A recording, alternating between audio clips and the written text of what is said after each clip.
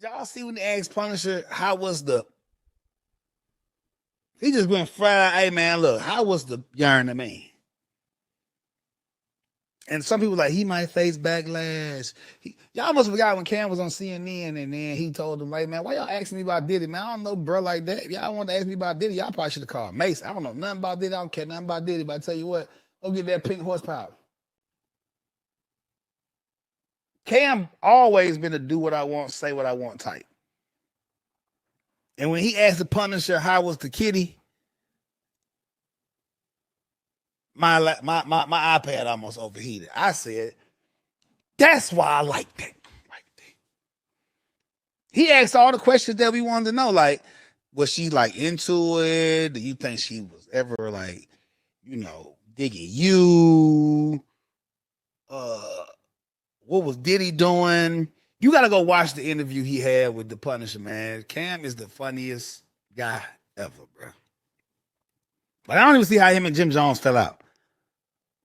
Like Cam, one of them homies I'll have, like, you feel me? Shout out to Harlem, man. You know what I'm saying? My Harlem boys, man. Dipset, you know what I mean? Cam is the epitome of being unbiased and giving the people what they want, man.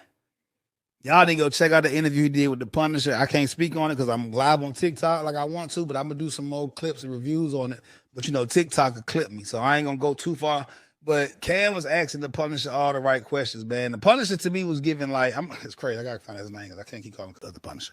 But he was answering the questions like, look, I went on stand, I did what I was supposed to do. Even his testimony was like, Cassie wasn't doped up when I was there. Cassie gave me the money. Cassie gave me the instructions. Diddy never told me to do nothing. He told Cassie what he wanted. Cassie played the message, and it was what it was. He said he didn't really know or see no heavy drug use, and like she was being forced. Like it was more like role playing. Like they was doing the job. He was doing the job. It seemed like she was doing the job. He got paid cash, and she got paid in the lifestyle. So I'm not victim shaming or blaming. I would never do that. You know what I'm saying? But what I will do, and what I always will be fair, and I would have to just look at it from across the board. And to me, it still looked like Cassie was cool with it till she wasn't. And even all this time that went by, it seemed like Cassie was cool till the money and the funds and everything else ran out. And then when it came, and when this whole little Me Too movement came, and people was getting paid out and all that. Maybe it was Pretty Boy Blue Eyes that kind of gave her the notion to go and do that. To really go try to take that.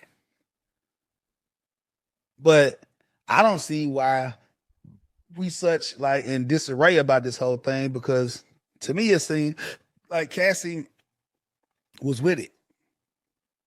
Young Miami and if y'all notice, a lot of Young Miami clips are popping up a lot lately, and they talking about that one time when she was beefing with the Gina girl, and she said something that kind of correlates to what a lot of what they saying.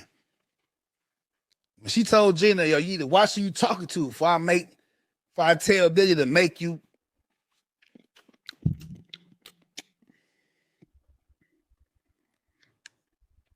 And that seems on brand for what they saying Diddy had going on.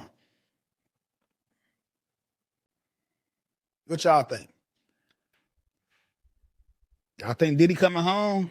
And if he did come home, do you think Diddy people still like support Diddy, work with Diddy? Do you think Diddy would need to just go and find a little island, do like do like Russell Simmons and go like to what Russell Simmons at? Not Tibet. Where he at? Not the Philippines. Thailand. Where's Russell Simmons, man? He need to go one of the little islands. They got I forgot what it is. But it's one of the little islands. Wherever he at, man, one of the little islands that's real peaceful, have a whole lot of hurricanes, a whole lot of tropical storm, monsoons and all that. Tsunamis. But where's Russell Simmons? Because that's what Diddy, if Diddy do beat this case, that's what Diddy need to go. I don't think he need to come out, try to drop no album, no song, no remixes, no remakes. He don't need to do Bad Boys 2, South, East, West. He don't need to try to come out and get Revolt back. If Diddy beat this case, Diddy need to go first find a church to join, repent, and give his life to Jesus Christ. Now, I ain't saying be no preacher, none, because you know they die. Some of them diabolical too. That might be too much temptation for the boy. But Diddy need to sit his ass down. All Diddy homies, they all scared. They all hush mouth. You know what I'm saying? They all hush mouth. I'll be hush mouth too, because you know that they really they not gonna take up too much media time with two. They're gonna space it out. I think Jay-Z might be next. You got folks. I just watched the Freaknik documentary. Luke ain't even Luke, but see, I think Luke might have Indonesia. Okay, he in Indonesia. Well, where over there in Indonesia though? All right, what's the spot he at? That sound right, Tony. Indonesia. They didn't want the spotlight on themselves. Yeah, yeah. I Google one of them Rock Nation brunches, boy. I Google Rock Nation brunch, boy. Diddy was at all on. Yeah. Yeah, I think only reason Jay-Z might be safe because Jay-Z still connected to the key players that he need to be connected to. He ain't trying to take over nothing. He ain't trying to sue nothing, and he ain't trying to overthrow nothing. Cause anytime you do that, boy, your ass is